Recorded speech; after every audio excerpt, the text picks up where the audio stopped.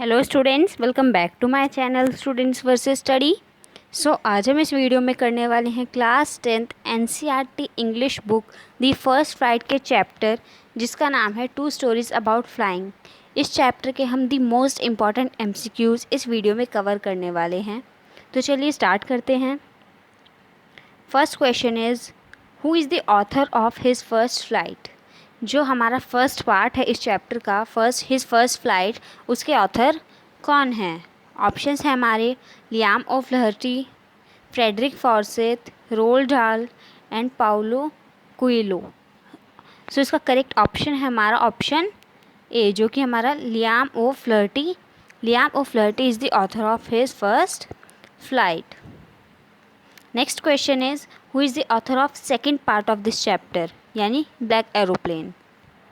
Options हैं हमारे Liam O'Flaherty, Frederick Forsyth, Roald Dahl and Paulo Coelho. Correct option है हमारा option B, जो कि हमारा फ्रेडरिक फॉर्सेथ। ये जो हमारा चैप्टर है ब्लैक एरोप्लेन वाला सेकेंड पार्ट इस चैप्टर का, उसके हमारे राइटर हैं Frederick Forsyth. Next question is, the lesson his first flight is about a dash. ये जो हमारा लेसन है हिज फर्स्ट फ्लाइट, ये किसके बारे में है? पायलट के बारे में है, सीगुल के बारे में है, पैरेट के बारे में है, या पिजन के बारे में है? तो इसका करेक्ट ऑप्शन हमारा ऑप्शन नंबर बी, जो कि हमारा सीगुल। ये जो हमारा चैप्टर है हिज फर्स्ट फ्लाइट, ये एक यंग सीगुल के बारे में है। Why was he afraid to fly.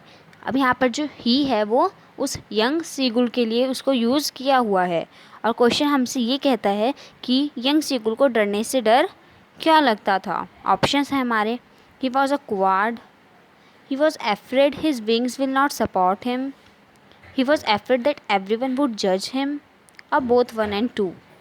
इसका करेक्ट ऑप्शन है हमारा option B, he was afraid his wings will not support him. यानी कि उसको इस बात का डर था कि जो उसके पंख है वो उसको सपोर्ट नहीं करेंगे। Next question, what did his parents return him with if he did not flu away. जो पेरेंट्स, जो हमारे यंग सीगुल के पेरेंट्स थे, वो किस बात को मतलब अगर जो यंग सीगुल है वो नहीं उड़ा तो वो क्या कर देंगे, मतलब ऐसा हमसे पूछा गया है कि जो पेरेंट्स है, अगर यंग सीगुल नहीं उड़ेगा या उड़ने की कोशिश नहीं करेगा तो वो क्या करेंगे? उससे कभी बात नहीं करेंगे, उसको पनिशमेंट देंगे, उसको भूखा रहने देंगे, और to abandon him. Correct answer हमारा ऑप्शन सी, जो कि हमारा टू स्टार्व हिम, वो उसको भूखा रखेंगे। What were his parents teaching his brother and sister? जो यंग सीगुल के पेरेंट्स थे वो उसके ब्रदर एंड सिस्टर को क्या सिखा रहे थे? To perfect the art of flying, to skim the waves, to dive for fish, और all of the above. And इसका करेक्ट ऑप्शन है हमारा ऑप्शन नंबर डी, जो कि हमारा all of the above. Next question is, the sight of dash maddened him. किस चीज़ को देखकर जो यंग सीगुल था वो पागल सा हो गया था? उसके भाइयों को उड़ता देखकर, उसके सिबलिंग्स, उसके बहन भाइयों को उसके बिना एंजॉय करते हुए देखकर, फूड को देखकर, और all of the above. And इसका करेक्ट ऑप्शन है हमारा ऑप्शन सी, जो कि है फूड। फूड को देखकर, यानी उस फिश को देखकर जो यंग सीगुल होता है वो पागल हो जाता है। What urged him to make his first flight? किस चीज़ की वजह से, किस चीज़ ने जो है उसको पुश किया कि वो अपनी फ़र्स्ट फ्लाइट को कंप्लीट करे? उसकी भूख ने, या फिर उस फिश को देख कर वो पिघल गया, उसका करेज, उसकी हिम्मत, उसका सहारा, और बोथ 1 and 2। करेक्ट ऑप्शन है हमारा option number D, both 1 and 2। Hunger यानी भूख, उसको बहुत ज़्यादा भूख भी लगी थी, और वो फिश जो थी उसको देखने में बहुत ज़्यादा अच्छी लग रही थी, इसलिए जो है वो हवा में डाइव मार देता है और अपनी फर्स्ट फ्लाइट को कंप्लीट करता है। Next question is, why did his mother stop Midway while giving the fish.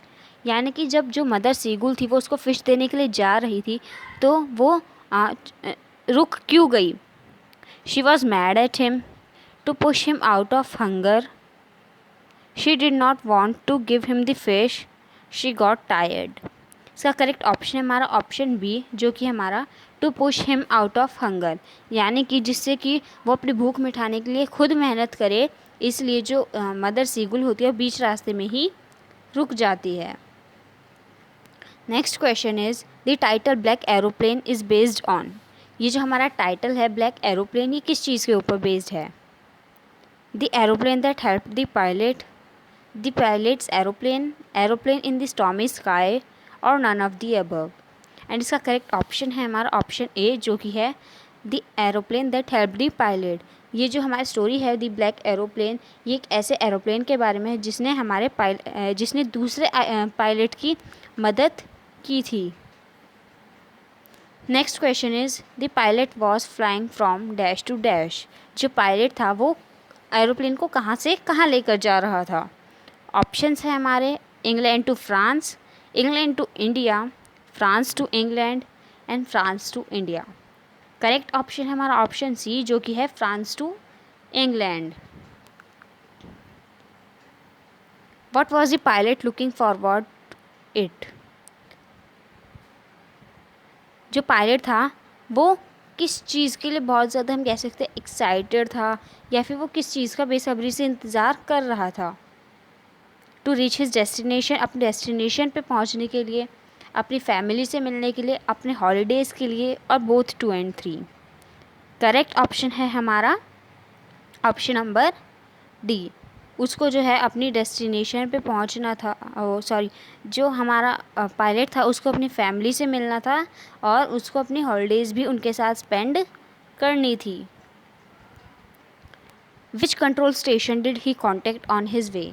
जो हमारे डकोटा एरोप्लेन के पायलट थे, तो उन्होंने किस कंट्रोल स्टेशन पे कांटेक्ट किया था अपने रास्ते में? पेरिस, इंडिया, इंग्लैंड, और उन्होंने किसी भी को भी कांटेक्ट नहीं किया। सो इसका करेक्ट ऑप्शन है हमारा ऑप्शन ए, जो कि हमारा पेरिस कंट्रोल स्टेशन में उन्होंने अपने रास्ते में कांटेक्ट किया। They looked like black mountains standing in front of me across the sky. What looked like black mountains? जो हमारा डकोटा एरोप्लेन का पायलट है वो ऐसा कहता है कि वो जो थे वहाँ पर, अभी वो की बात हमें ये नहीं बताया कि वो क्या थे, उसी का आंसर हमें देना है। तो वो कहता है कि वो ब्लैक माउंटेन्स की तरह लग रहे थे कि वो मेरे सामने खड़े हैं आसमान में। सो अब यहाँ पर ब्लैक माउंटेन्स जो हैं वो कैसे लग रहे थे, मतलब ब्लैक माउंटेन्स की तरह क्या लग रहा था? ब्लैक माउंटेन्स ऑप्शन हमारा स्टॉर्म क्लाउड्स, टॉल बिल्डिंग्स, और ब्लैक प्लेट्यू। एंड इसका करेक्ट ऑप्शन है हमारा स्टॉर्म क्लाउड्स, क्योंकि ब्लैक माउंटेन की तरह कैसे लग सकते हैं, वो तो खुद में ब्लैक माउंटेन है ना। फिर टॉल बिल्डिंग तो नहीं लग सकती ब्लैक माउंटेन के साथ जब वो स्टॉर्म में था, क्योंकि हमें अगर स्टोरी पता हो तो वो स्टॉर्म में था। सो जो स्टॉर्म के क्लाउड्स थे, जो तूफ़ान के वे बादल थे, वो काले थे, जिसकी वजह से उसको वो ब्लैक माउंटेन्स की तरह लग रहे थे। What risk did the pilot take. जो पायलट था डकोटा एरोप्लेन का, उसने क्या रिस्क लिया? फ्लाइंग बैक टू पेरिस, वो वापस से पेरिस चला गया। Missing the breakfast he desired, वो अपने उस ब्रेकफास्ट को बहुत ज़्यादा मिस कर रहा था जो कि वो खाना चाहता था। ही टुक नो रिस्क, उसने कोई रिस्क ही नहीं लिया। और flying his old Dakota straight into the storm, या फिर वो अपने उस डकोटा एरोप्लेन को जो है उस स्टॉर्म में घुसा लिया, उसने उसके अंदर चला गया। ऑप्शन है हमारा करेक्ट ऑप्शन डी। उसने जो है अपने उस डकोटा एरोप्लेन को लेकर जो है वो तूफ़ान में, उस स्टॉर्म में अंदर घुस जाता है। What instruments had stopped working during storm? कौन से इंस्ट्रूमेंट्स जो थे वो स्टॉर्म के टाइम पर काम करना बंद कर चुके थे? Compass, radio, both of them, and none of them. Correct option हमारा option C, both of them.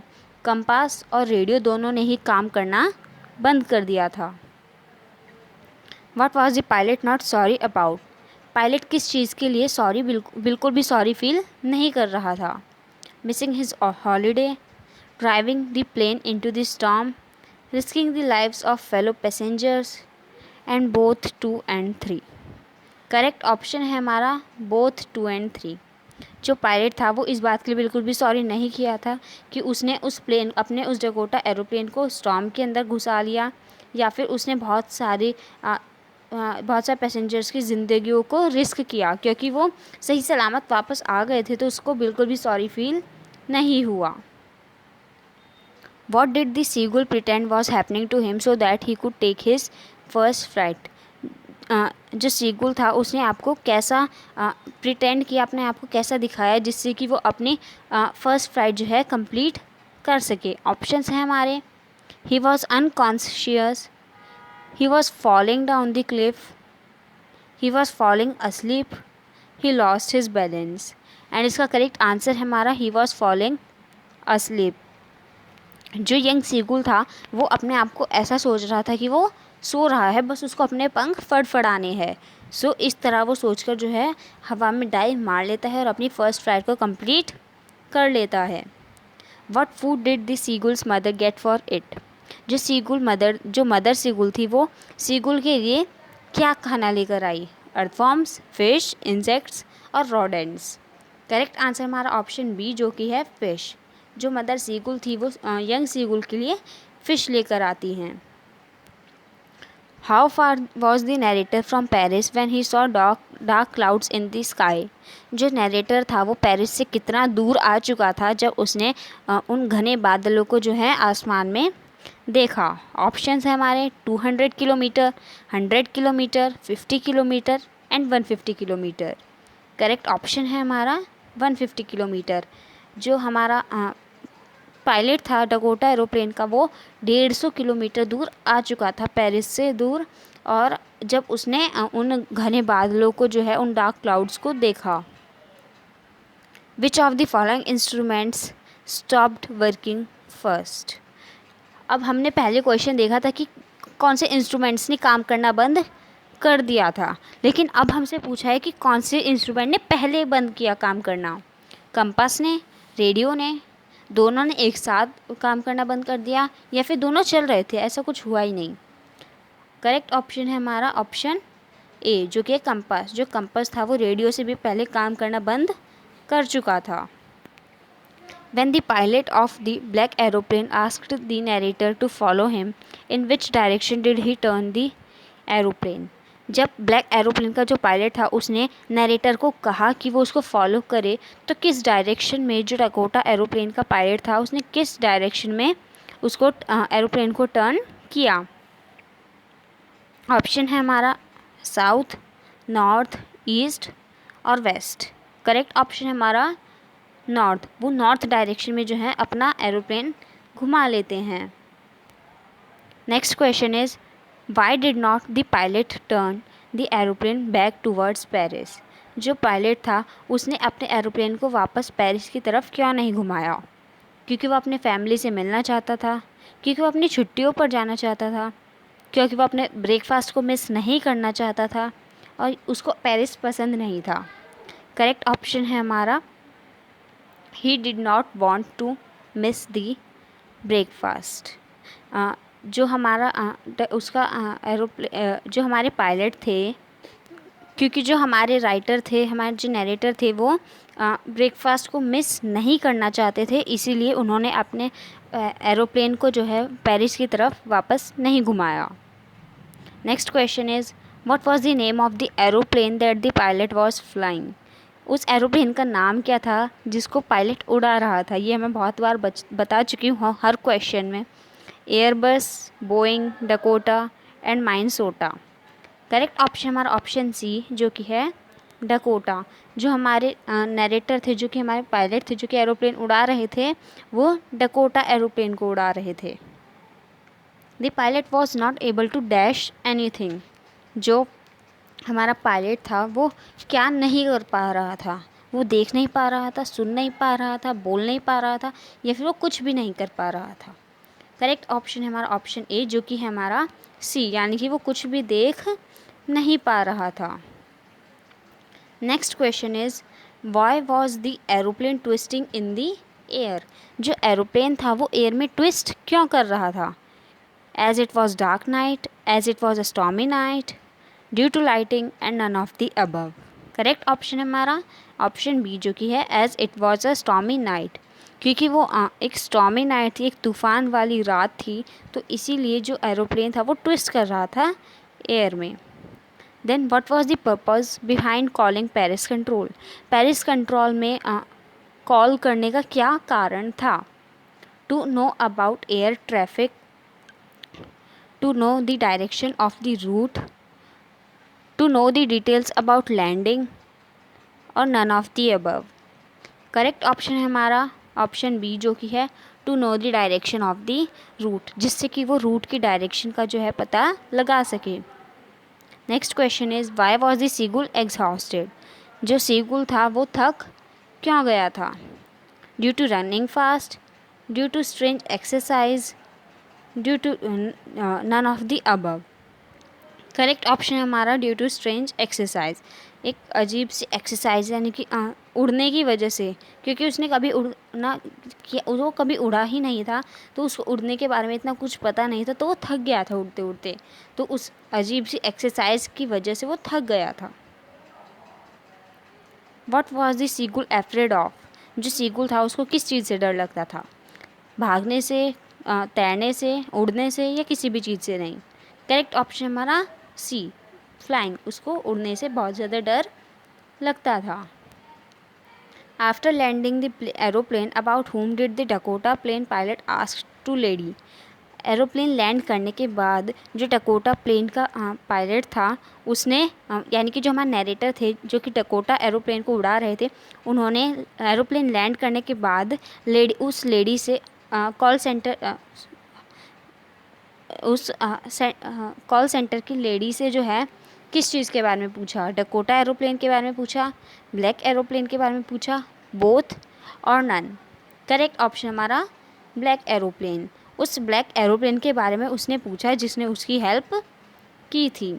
So I hope कि आपको इस सारे MCQs क्लियर हो गए होंगे, और बाकी के चैप्टर्स के भी सारे MCQs की जो सीरीज़ है वो मैं जल्द ही कंप्लीट कर दूंगी। सारे चैप्टर्स के MCQs बेस्ड क्वेश्चंस आपको जल्द ही मिल जाएंगे। So thanks for watching.